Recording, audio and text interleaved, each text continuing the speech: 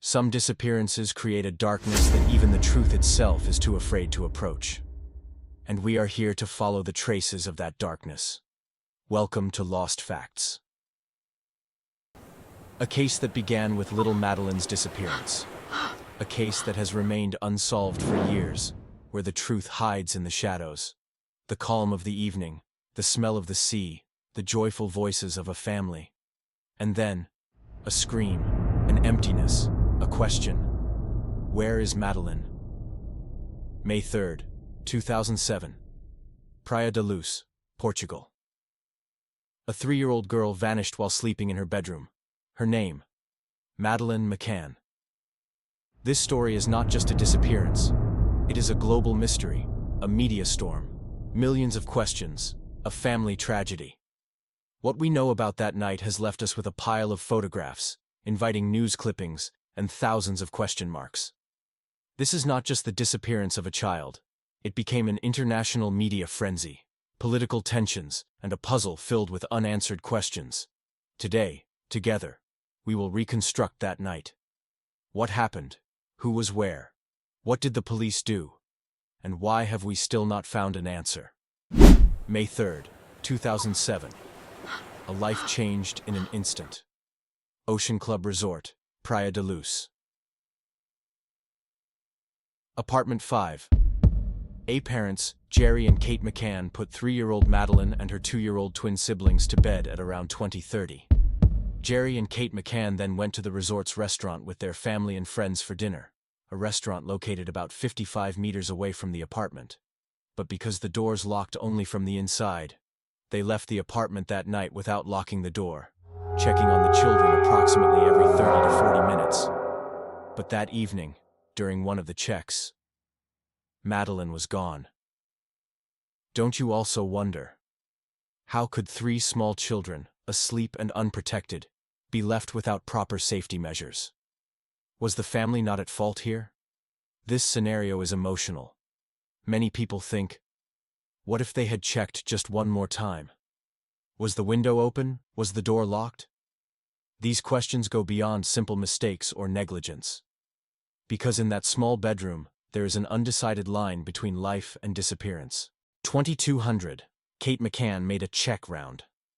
When she returned to the apartment, she felt that something was wrong. She noticed that the children's bedroom door was open, and the window and shutter were raised. When she entered the room, the twins were asleep, but Madeleine was gone. Her bed was completely empty. Her eyes locked onto the window, the empty bed, and the child who wasn't coming back. This moment changed her entire life from its roots. Immediately afterward, a scream was heard. That sound turned the night into a nightmare. Around 23:10 that same night, the police arrived and search efforts began. 2 scent-tracking dogs, 1 cadaver dog, and 1 blood detection dog, were brought to the scene. By 8 a.m. the next morning, 4 more search and rescue dogs joined. Wells, drains, cellars, and hidden corners were searched. However, the golden hours of that night were terribly mishandled. Participants, tourists on holiday, staff members, everyone had entered and exited the apartment. The evidence inside had been compromised. No one had secured the scene. One of the most important testimonies came from Jane Tanner. Between 2100 and 2115, she set out to check on her own children. Jane told the police she saw a man on the street carrying a small child in his arms. This was considered a crucial sighting in the investigation. The fact that the child in the man's arms matched the clothes Madeleine had been wearing that day made everyone uneasy. Unfortunately, during the initial investigation, the police and forensic teams failed to conduct a thorough search. Tourists, vacationers, cleaners, staff, everyone had entered the apartment. This meant contamination of evidence and erasure of traces. Additionally, the police activated border control, airport checkpoints, and port departures far too late, giving the potential perpetrator time to escape.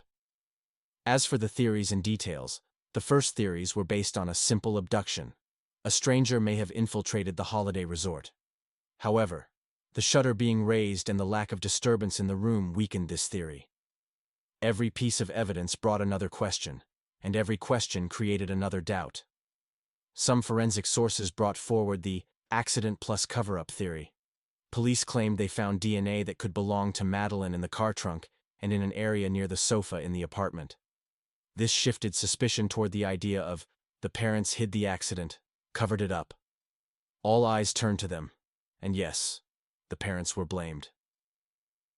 On the morning of the day Madeleine disappeared, she had asked her mother why they were not beside her when she woke up during the night, and her mother had noticed a brown stain on Madeleine's clothes, but could not understand what it was. Even this conversation was considered fabricated. One day, everything was normal. The next day, the world declared them guilty. Madeleine had been missing for 100 days when Portuguese police interrogated Jerry and Kate McCann for the first time as suspects. By September 2007, the investigation suddenly took a very sharp turn. Portuguese police officially declared the McCann couple as suspects, arguido. And here is the most striking part. This information had already been leaked to the British press before the decision was officially announced. The world's headlines read, "The mother and father are suspects in Madeleine's disappearance." The reason was the cadaver scent and blood detection dog. According to the claim, the dog alerted in the trunk of the Renault Scenic, the car the McCann family had rented for the holiday. This claim instantly divided the world into two. Was this child killed by her own family? Portuguese police blamed the family. Or were the dogs misled? But scientifically, the results were not clear. The laboratory said there was no confirmed match, meaning the finding created suspicion, but did not prove guilt. The report included these claims. Madeleine may have died in the apartment. The family may have hidden the body.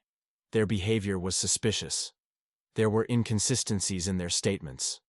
But still, there was no evidence. So, could the family really have done it?